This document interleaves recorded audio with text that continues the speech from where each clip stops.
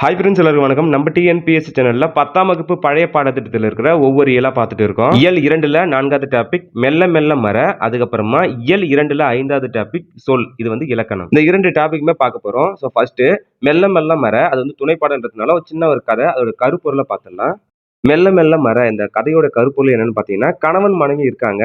மனைவி வந்து கணவன்கிட்ட சொல்றாங்க புகை பிடிக்க வேண்டாம்னு. கணவன் வந்து மனைவியுடைய சொல் பேச்சு கேட்க மாட்டாரு. இவருடைய நண்பர் ஒருத்தர் புகை பழக்கத்தால புற்றுநோய் வந்து இறந்து போறாரு. அவருடைய மனைவி வந்து பூ இல்லாம பொட்டு இல்லாம அந்த கணவன் போட்டோ எதிர்க்க நின்று அழுவுறத இவர் பாக்குறாரு. தன் நண்பனுக்கு நடந்த அதே நிலைமை தான் நமக்கும் நடக்கும். ஸோ அதனால நம்ம வந்து புகைப்பழக்கத்தை மெல்ல மெல்ல மறந்தோம்னு சொல்லிட்டு நினைக்கிறாரு. மனைவியும் அவருக்கு உதவி செய்யறாங்க. ஸோ அந்த புகைப்பழக்கத்தை மெல்ல மெல்ல அவரும் மறந்துடுறாரு. கதையோடைய அந்த கருப்பொருள் சிறியதாக இருந்தாலும் தாக்கம் மிகப்பெரியது. நண்பர்கள் யாருன்னா புகைப்பழக்கத்துக்கு அடிமையா இருந்தீங்கன்னா மெல்ல மெல்ல மறந்துடுங்க. ஸோ என்னோட சின்ன ஒரு ரெக்வெஸ்ட். அடுத்த டாபிக் வந்து இலக்கணம். அதுல சொல். ஒரு எழுத்து தனித்து நின்றோ பல எழுத்துக்கள் தொடர்ந்து நின்றோ பொருள் தருவது சொல் எனப்படும். பதம், மொழி, கிளவி என்பன ஒரு பொருள் தரும் பல சொற்கள். பதம் பகுப்பதம், பகாப்பதம். மொழி தனிமொழி, தொடர்மொழி, பொதுமொழி. கிளவி அப்படின்னா இரட்டை கிளவி. ஓகேவா? இரட்டை சொல். எடுத்துக்காட்டு: பூ, கை, தா, வா இவை ஓரெழுத்து சொற்கள். மண், மாந்தர், நடந்தனர் இவை 2 முதலான பல எழுத்துக்கள் தொடர்ந்த சொற்கள். மூவகை மொழிகள். மொழி தனிமொழி, தொடர்மொழி, பொதுமொழி. தனிமொழி அப்படின்னா என்ன? ஒரு சொல் தனித்து நின்று பொருளை உணர்த்துவது தனிமொழி. எடுத்துக்காட்டு: வா, கண், செய்தான். இரண்டாவது, தொடர்மொழி அப்படின்னா என்னது? 2 அல்லது அதற்கு மேற்பட்ட சொற்கள் தொடர்ந்து வந்து பொருளை உணர்த்துவது தொடர்மொழி. எடுத்துக்காட்டு: படம் பார்த்தான், பசுவும் கன்றும் தோட்டத்தில் மேய்ந்து கொண்டிருந்தன. அடுத்ததா பொதுமொழி. ஒரு சொல் தனித்து நின்று ஒரு பொருளையும் அச்சொல்லையே பிற சொற்களுடன் தொடர்ந்து நின்று வேறு பொருளையும் தந்து தனிமொழிக்கும் தொடர்மொழிக்கும் பொதுவாய் அமைவது பொதுமொழி. எடுத்துக்காட்டு: அந்தமான். அந்தமான் என்பது ஒரு தீவையும் அச்சொல்லே அந்த கூட்டல் மான் என பிரிந்து நின்று அந்தமான் விலங்கு என்று வேறு பொருளையும் தருகிறது. இதேபோல் பலகை, வைகை, தாமரை, வேங்கை முதலியன தனிமொழியாகவும் பொதுமொழியாகவும் வருவதை அறிக. ஒரு மொழி ஒரு பொருள் எனவாம், தொடர்மொழி பல பொருள் என பொது இருமையும் ஏற்பன. இது எதுல இருக்குது? நன்னூல்ல இருக்கு. வினைச்சொல் அப்படின்னா என்ன? ராமன் வந்தான், கண்ணன் நடந்தான்.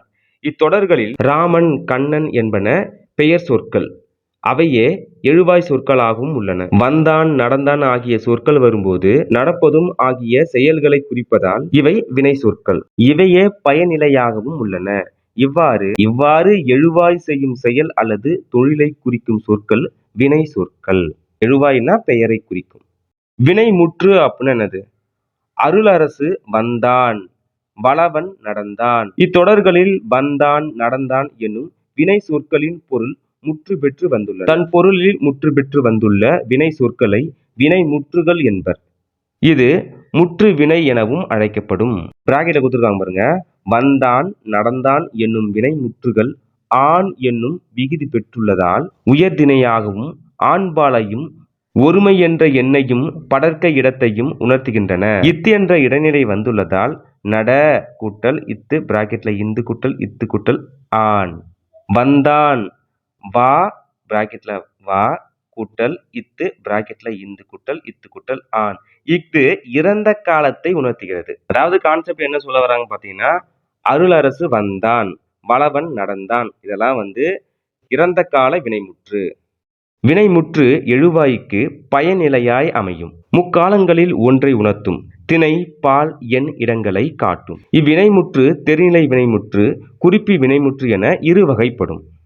தெரிநிலை வினைமுற்று செய்பவன், கருவி, நிலம், செயல், காலம், செய்பொருள் என்னும் அனைத்தையும் தெரிவித்து காலத்தை வெளிப்படையாக காட்டாது. அதுதான் தெரிநிலை வினைமுற்று. எடுத்துக்காட்டு: உழுதான். எப்போ உழுதான்? அந்த காலத்தை வெளிப்படையா காட்டல. செய்பவன் உழவன், கருவி கலப்பை, நிலம் வயல், செயல் வந்து உழுதல், காலம் இறந்த காலம், செய்பொருள் நெல். செய்பொருள் கருவி, நிலம், செயல், காலம், செய்பொருள் ஆறும் தருவது வினையே. இது எதுல இருக்குதுன்னு பார்த்தீங்கன்னா நன்னூல்ல இருக்கு. அதே கான்செப்ட்ல குறிப்பி வினைமுற்று அப்படின்னா என்ன?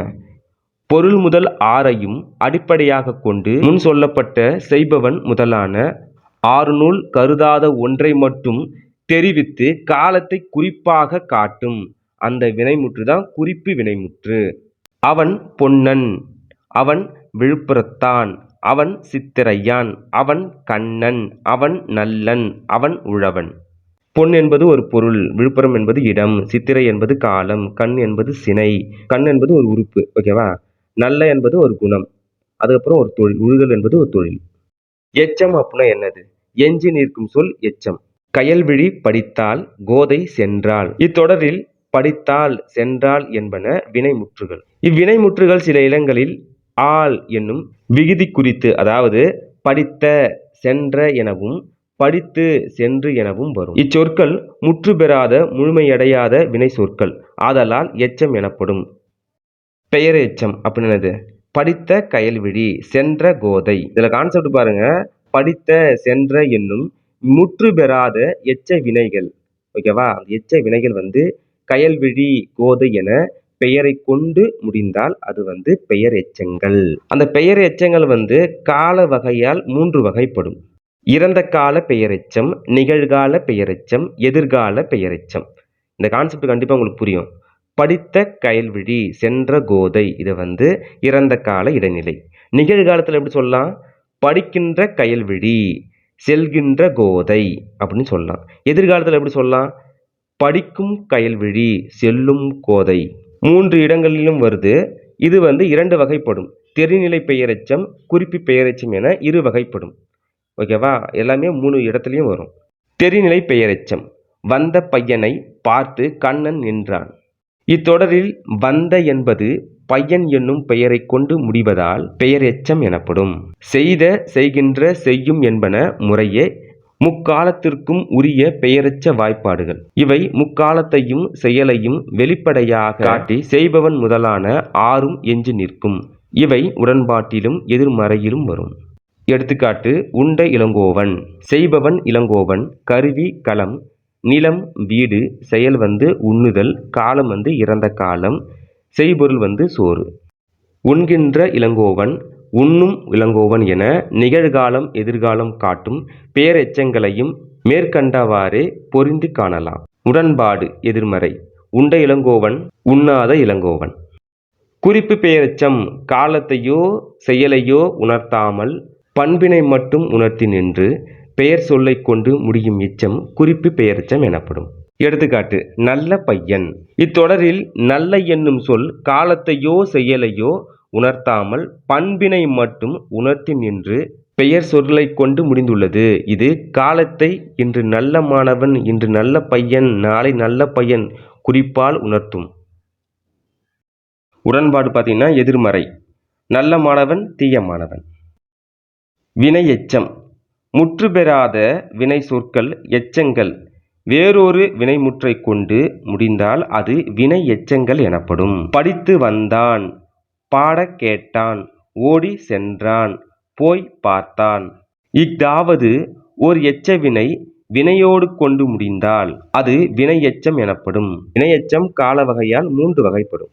இறந்த கால வினையெச்சம், நிகழ்கால வினையெச்சம், எதிர்கால வினையெச்சம். படித்து வந்தான், ஓடி சென்றான், இது இறந்த கால வினையெச்சம். நிகழ்காலத்தில் எப்படி சொல்லலாம்? படித்து வருகிறான், ஓடி செல்கிறான். எதிர்காலத்தில் எப்படி சொல்லலாம்? படித்து வருவான், ஓடி செல்வான்.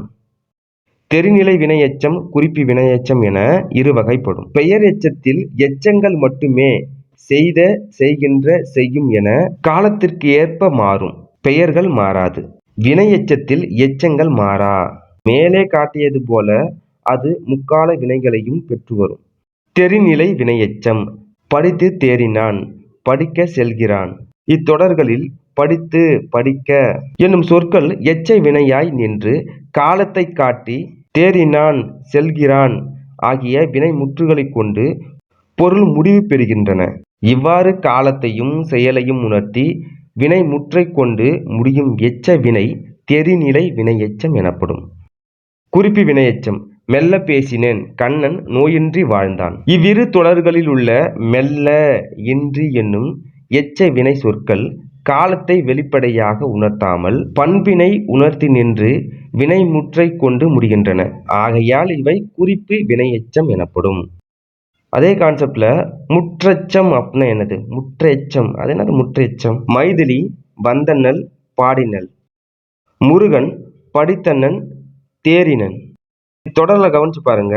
வந்தனன் படித்தனன் என்னும் வினைமுற்றுகள் வந்து படித்து என்னும் வினையெச்ச பொருள்களில் நின்று வேறு வினைமுற்றுகளைக் கொண்டு முடிந்துள்ளன. இவ்வாறு ஒரு வினைமுற்று சொல் எச்சப் பொருள்களில் வந்து மற்றொரு வினைமுற்றை கொண்டு முடிவதே முற்றெச்சம் எனப்படும். ஓகே, இது பாருங்க. தொகை சொல் கனிகளுள் எவற்றை முக்கணி என குறிப்பிடுகிறோம்? முக்கணி என்னது? மா, பலா, வாழை. தொகை என்னும் சொல்லுக்கு தொகுத்தல் என்பது பொருள். இருவினை நல்வினை தீவினை, அதுக்கப்புறமா தன்வினை பிறவினை. இரு திணை சொல்லலாம். என்ன திணை? உயர்திணை அஃறிணை. இன்னொன்று பார்த்தீங்கன்னா அகத்திணை புறத்திணை. முத்தமிழ் என்னது? இயல் இசை நாடகம். முப்பால் அறம் பொருள் இன்பம். மூவிடம் தன்மை முன்னிலை படர்க்கை. மூவேந்தர் சேரர் சோழர் பாண்டியர். நான்கு திசைகள் என்ன? கிழக்கு மேற்கு வடக்கு தெற்கு. நான்நிலம் குறிஞ்சி முல்லை மருதம் நெய்தல். ஐந்திணை கேட்கும்போது குறிஞ்சி முல்லை மருதம் நெய்தல் பாலை. ஐம்பால் ஆண்பால் பெண்பால் பலர்பால் ஒன்றன்பால் பலவின் பால். ஐம்புலம் என்னது? தொடு உணர்வு, உண்ணுதல், உயிர்த்தல், காணுதல், கேட்டல். ஐம்பொறி என்னது? மெய், வாய், மூக்கு, கண், செவி. பாடப்பகுதியில் இருக்க மாதிரி வினா. ஓகேவா? கோடிட்ட இடங்களை நிரப்புக. ஒரு சொல் தனித்து நின்று பொருள் தருவது. இவ்வளவு நேரம் படிச்சேன் இல்லையா? ஆன்சர் சொல்லுங்க பார்ப்போம். ஒரு சொல் தனித்து நின்று பொருள் தருவது தனிமொழி. அடுத்த கொஸ்டின். தொழிலை குறிக்கும் சொல். தொழிலை குறிக்கும் சொல் வினைச்சொல். அடுத்தது வினைமுற்று டேஸ் டேஸ் என இரு வகைப்படும். வினைமுற்று வினைமுற்று தெரிநிலை வினைமுற்று குறிப்பு வினைமுற்று என இரு வகைப்படும். அடுத்த கொஸ்டின். ஓர் எச்ச வினை டேஸ் கொண்டு முடிந்தால் அது பெயரெச்சம் எனப்படும். ஒரு எச்ச வினை பெயரை கொண்டு முடிந்தால் அது பெயரெச்சம் எனப்படும். பெயரை கொண்டு. அடுத்ததா தொகை சொற்களை விரித்தெழுதுக. இரு வினைகள் என்னது? நல்வினை தீவினை அல்லது தன்வினை பிறவினை. முத்தமிழ் என்ன வரும்? முத்தமிழ் முத்தமிழ் இயல் இசை நாடகம். மூவேந்தர்கள் சேரர் சோழர் பாண்டியர். நான் நிலத்துல கேட்டாங்கன்னா குறிஞ்சி முல்லை மருதம் நெய்தல். அதே ஐந்திணையில கேட்டாங்கன்னா குறிஞ்சி திணை முல்லை திணை மருத திணை பாலத்திணை நெய்தல் திணை. 10ஆம் வகுப்பு பழைய பாடத்திட்டத்தில் இருக்கிற ஒவ்வொரு இயலாக பார்த்துட்டு இருக்கிறோம். அதில் மெல்ல மெல்ல மர சொல் இந்த 2 டாப்பிக்கும் இந்த வீடியோ பதிவில் பார்த்தோம். இந்த வீடியோ பதிவில் உங்களுக்கு எதனா சந்தேகம் இருந்துச்சுன்னா இந்த வீடியோ கமெண்ட் பாக்ஸில் கமெண்ட் பண்ணுங்கள். அதற்குண்டான ரிப்ளை நான் கண்டிப்பாக அப்டேட் பண்ணுறேன். இந்த காணொலி பதிவு கண்டிப்பாக உங்களுக்கு பயனுள்ளதாக இருக்கும்னு நினைக்கிறேன். அடுத்த காணொலி பதிவில் சந்திப்போம். நன்றி, வணக்கம்.